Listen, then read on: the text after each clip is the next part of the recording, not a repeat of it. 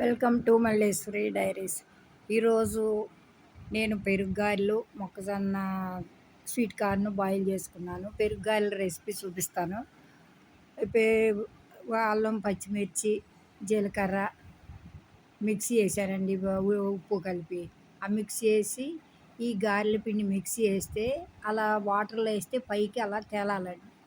అప్పుడు గారెలు చాలా బాగా వస్తాయి అన్నమాట, మిక్సీలో వేస్తున్నాం కాబట్టి. అది ఈ తాలింపు కోసం బాండీ పెట్టుకొని అల్లం, పచ్చిమిర్చి, జీలకర్ర, ఉప్పు వేసిన పేస్టు. అంత గ్రీన్గా ఎందుకు ఎక్కువ వేసారనుకున్నారా? కొత్తిమీర, కరివేపాకు కూడా వేసేసానండి. లేదంటే కొత్తిమీర అయితే తింటున్నా కానీ కరివేపాకు తీసి పక్కన పెట్టి ఆలోచనలో ఉంటున్నాను. తాలింపు కోసం నూనె వేసుకుని బాండీలో ఈరోజు గ్రీన్గా ఉంటాయండి పెరుగు కూడా.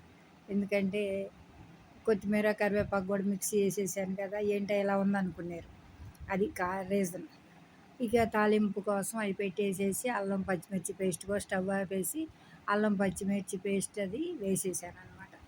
వేసి చల్లారిన తర్వాత అప్పుడు పెరుగు దాంట్లో వేసి ఉంచాను, ఒక పక్కన పెట్టుకున్నాను అనమాట. ఆ తర్వాత ఇక బాండీలో గారెలు వేసానండి. గారెలు వేసేసి అది తాలింపులో కరివేపాకు వేయలేదనుకుంటున్నారా? మిక్సీలోనే వేసేసానండి కరివేపాకు కూడా. అది ఈరోజు మామూలుగా అయితే వేస్తాను కానీ ఈరోజు చూద్దాం, అసలుకి కరివేపాకు ఏరి పక్కన పెడుతున్నానని చెప్పి ఇక అలా మొదలుపెట్టాను అనమాట, చేశాను. ఒకవేళ పిల్లలు వచ్చినా కానీ ఎంత గ్రీన్గా ఉండేయని అంటుంది మా వంశిక.